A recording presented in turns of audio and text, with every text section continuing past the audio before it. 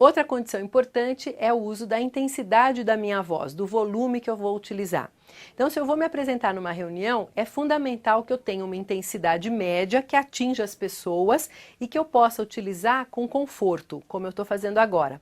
Se eu falar muito baixo numa reunião, eu passo para as pessoas a impressão de que eu não estou lá muito segura do que eu estou dizendo e que aquilo que eu tenho para dizer não vai ser nada de muito interessante. Então as pessoas tendem a me ouvir com menos boa vontade.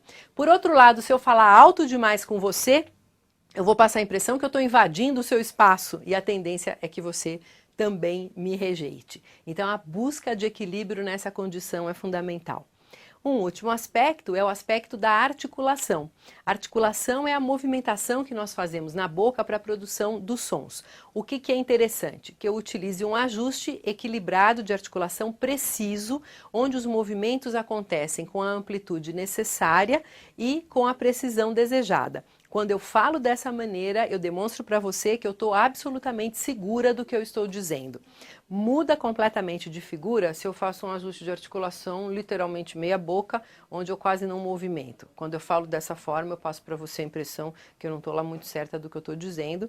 E essa é uma característica que a gente chama de articulação imprecisa e ela está sempre presente quando eu tenho dúvida em relação ao que eu vou falar.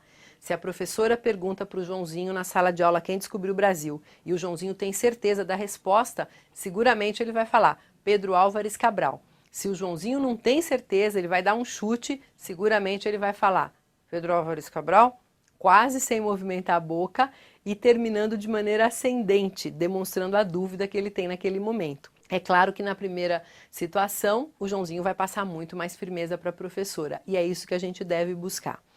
Outro erro comum em termos da articulação é o ajuste que a gente classifica como articulação travada. Nessa condição, nós fechamos com tensão a mandíbula por causa de tensão dessa musculatura e quando isso acontece, o impacto que se produz é de agressividade contida.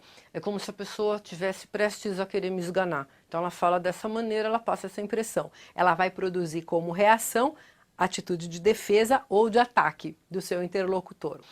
E uma outra forma é o ajuste exagerado de articulação, quando a pessoa faz o que a gente chama de sobrearticulação e exagera nessa movimentação. Quando a pessoa fala dessa maneira, ela passa a impressão de snobismo. Essas são as características principais e é interessante que você se observe nesse sentido para, consequentemente, produzir o melhor impacto.